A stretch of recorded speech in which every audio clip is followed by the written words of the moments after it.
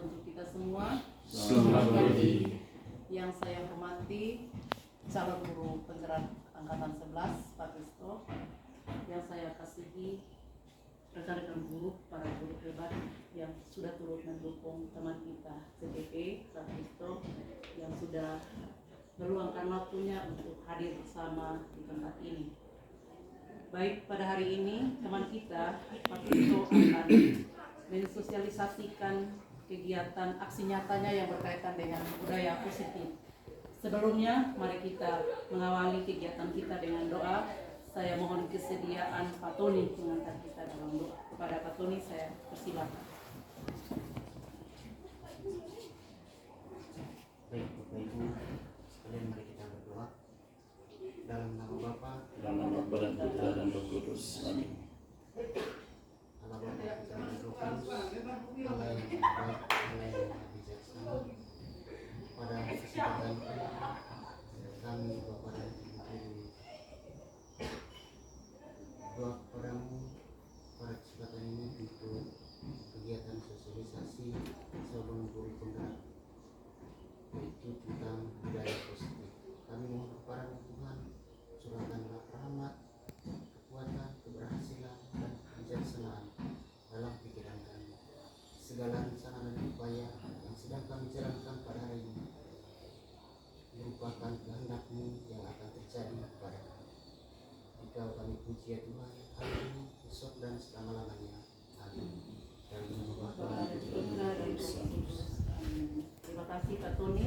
Selanjutnya Pak Kristo akan memaparkan materi tentang budaya positif seperti apa penjelasan. Mari kita dengarkan bersama. Kepada Pak Kristo saya persilakan. Baik, terima kasih Bima. Selamat siang untuk kita semua. Selamat siang. Saya berdiri saja.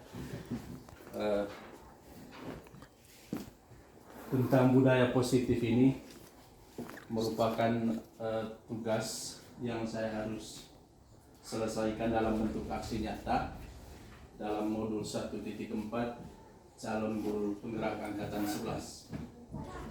Berbicara tentang budaya positif seperti yang pernah kita pelajari bersama pada kegiatan-kegiatan sebelumnya, khususnya dalam pengisian rencana kerja kita di BNM. Budaya positif itu sendiri merupakan satu kewajiban yang harus ada dan dilestarikan serta dijalankan dalam setiap dunia pendidikan. Tanpa terkecuali juga ini harus kita jalankan di SMA Negeri 1 Poso-Raraka. Penerapan budaya positif sekolah merupakan salah satu upaya peningkatan kualitas pendidikan, mulai dari tingkat nasional sampai ke tingkat daerah dan sampai ke tingkat setiap satuan lembaga pendidikan. Penerapan budaya positif harus didukung oleh semua elemen sekolah, mulai dari kepala sekolah, para guru, staf tata usaha, tenaga pendidik, dan juga orang tua wali murid yang ambil bagian dalam mendukung setiap proses pendidikan yang ada di sekolah. Ada beberapa hal yang perlu kita perhatikan bersama terkait dengan penerapan budaya positif di sekolah. Mohon pasis untuk slide halaman kedua. Yang pertama, perubahan paradigma belajar. Paradigma yang pertama adalah terkait dengan semua upaya pendidikan yang harus berpusat pada kepentingan siswa. Ini kita ketahui bersama bahwa kurikulum Merdeka itu menekankan proses pembelajaran yang berpusat pada siswa, di mana guru itu hadir dalam kelas untuk berperan sebagai fasilitator, untuk memberi motivasi kepada siswa. Sedangkan 75% KBM itu sendiri itu harus berpusat pada siswa, di mana para siswa atau murid harus lebih berperan proaktif selama KBM berlangsung. Terus paradigma yang kedua, komponen sekolah atau semua pihak terkait harus merancang, mengembangkan dan melaksanakan sistem pendidikan dengan sebaik mungkin. Ini kita rancang dalam kurikulum operasional tingkat satuan pendidikan KWSP yang telah kita sepakati bersama. Ini sangat berdampak pada kegiatan pembelajaran di kelas. Bagaimana setiap guru itu memiliki berbagai macam 4 kompetensi paling kurang di dalam menjalankan tugasnya sebagai pendidik, yang meliputi kompetensi individu, kompetensi pedagogik, kompetensi sosial, dan kompetensi profesional. Ya. Lalu yang kedua, yang ketiga terkait dengan teknologi yang harus dimanfaatkan. Ya. Ini juga berkaitan dengan kegiatan pembelajaran oleh setiap guru mata pelajaran di dalam kelas, ya. Di mana kita berusaha untuk menerapkan model pembelajaran yang menarik mungkin dengan memanfaatkan berbagai macam teknologi yang dapat menunjang proses belajar itu sendiri sehingga dapat memenuhi kebutuhan belajar peserta didik. Lalu paradigma yang keempat adalah mengubah mindset kepala sekolah, ya, para guru untuk menjadi tenaga pendidik yang profesional untuk dapat merancang pembelajaran yang berpihak pada murid sehingga kemudian dapat memenuhi kebutuhan belajar peserta didik itu sendiri. Ya, lanjut halaman berikut. Lalu poin yang kedua dari budaya positif adalah disiplin positif. Ya. Disiplin positif di sini merupakan pendekatan, ya, yang dilakukan dalam diri anak, ya, supaya anak itu memiliki motivasi serta perilaku yang terpola di dalam setiap mengikuti kegiatan belajar mengajar, khususnya di dalam kelas. Ya. Ada beberapa disiplin positif, ya, yang perlu diterapkan pada diri anak, antara lain buat aturan dan kesepakatan bersama, ya.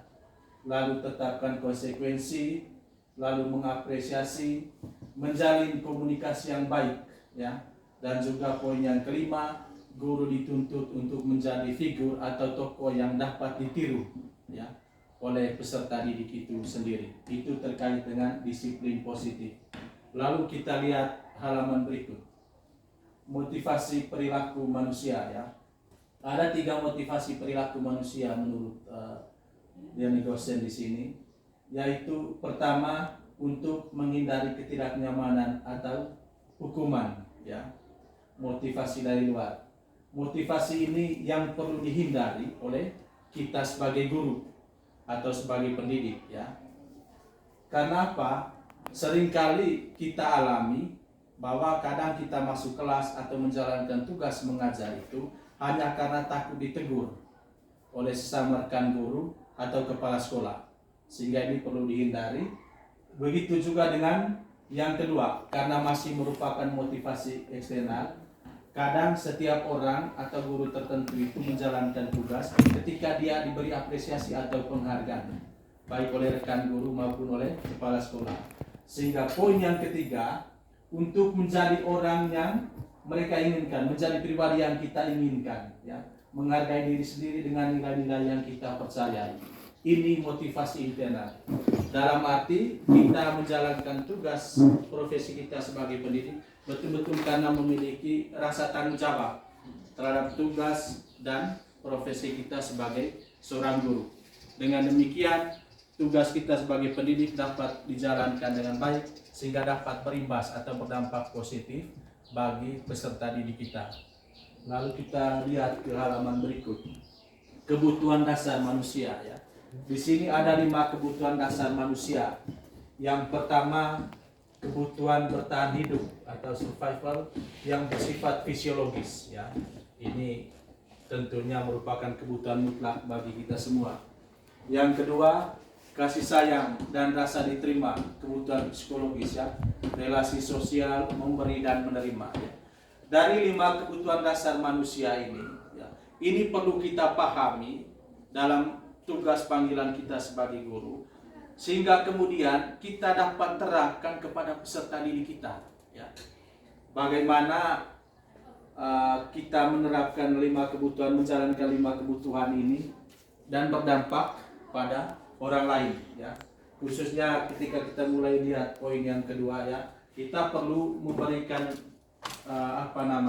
memenuhi kebutuhan anak merasa diterima, ya, dalam kegiatan proses belajar mengajar. Begitu juga dalam kegiatan ekstrakurikuler. Dan juga yang ketiga, ya, penguasaan kebutuhan pengakuan atas kemampuan, ya.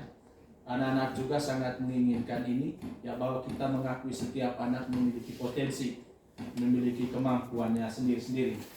Lalu yang ketiga, kebebasan, ya. Kebebasan ini yang kita terapkan selama ini terkait dengan misalnya anak-anak memilih minat bakatnya di bidang-bidang tertentu dalam kegiatan ekstra. Dan kemudian juga ketika kita mengarahkan anak-anak kelas 11 memilih jurusan atau mata pelajaran peminatan sesuai dengan kemampuan mereka sendiri. Lalu yang ketiga, kesenangan, kebutuhan untuk merasa senang yang harus diciptakan oleh setiap kita sebagai pendidik dalam lingkungan sekolah. Kita lanjut ke halaman berikutnya.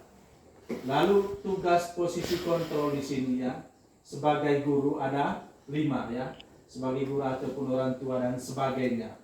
Yang pertama, penghukum, pembuat merasa bersalah, teman, pemantau, manajer. Dari kelima posisi kontrol ini yang diharapkan oleh Diana Gosen, yaitu kita berperan sebagai manajer, ya, di mana kita memperlakukan anak didik dengan baik, ya, mengontrol anak didik setiap perilaku yang mereka tunjukkan di sekolah, baik itu saat KBM berlangsung maupun di luar kegiatan belajar mengajar. Posisi manajer ini dia akan menciptakan situasi yang aman dan nyaman dan tidak pernah mempersalahkan orang lain, tetapi berusaha untuk mencari solusi dari setiap masalah, dari setiap persoalan yang dilakukan oleh siswa, mencari jalan keluar. Itu posisi manajer yang paling ideal yang harus kita miliki, mulai dari kepala sekolah sampai kita sebagai guru. Kita lanjut ke halaman berikut, keyakinan kelas, ya. Kalau keyakinan kelas kita sudah buat selama ini di setiap kelas, keyakinan kelas yang perlu disepakati untuk memandu perilaku dan interaksi dalam kelas antara murid dengan murid, antar guru dengan murid, ya, sehingga keyakinan kelas ini dapat mengikat, ya, tidak memberi kebebasan kepada siswa untuk berperilaku tidak seperti yang tidak diharapkan. Kita lanjut ke halaman berikut. Segitiga restitusi. Segitiga restitusi ini juga sudah kita jalankan dalam pengisian PMM selama ini, ya. Ada 3 langkah dalam tahapan segitiga restitusi. Yang pertama, menstabilkan identitas, ya. Kegiatan menstabilkan identitas di sini berisi pernyataan, ya, berisi pernyataan terhadap siswa yang melakukan pelanggaran, ya. Demikian juga di validasi tindakan yang salah masih berisi pernyataan.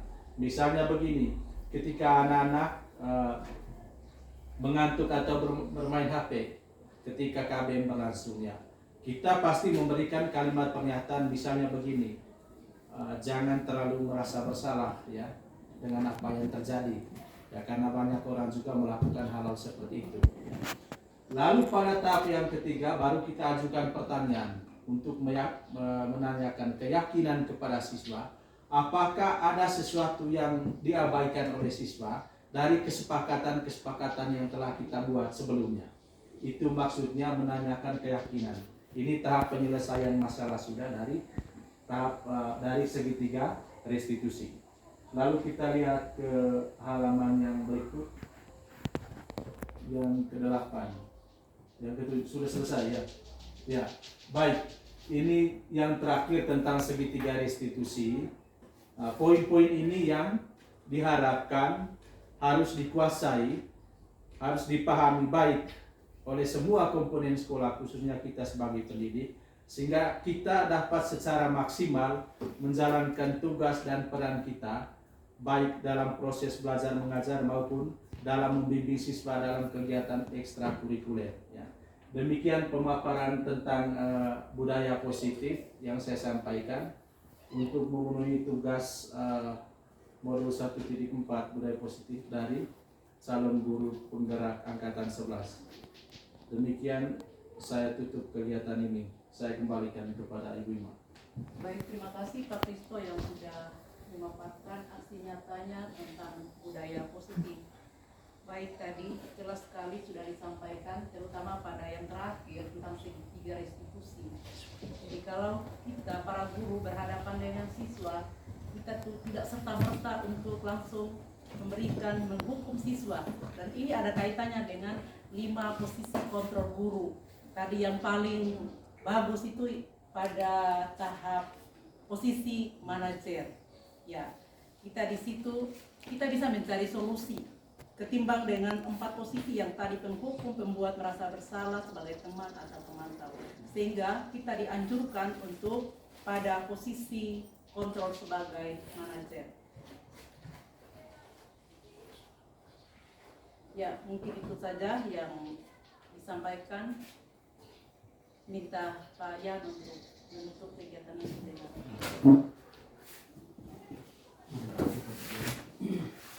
Nama Bapa dan nama Putra dan Roh Kudus. Ya Allah, Tritunggal Maha Kudus, terima kasih saya tahu perusahaan dan terkuturi semua kita pada ini dan katanya dengan Putra memang yang berkaitan dengan ini begini Bapak kami mestinya akan menjalankan tugas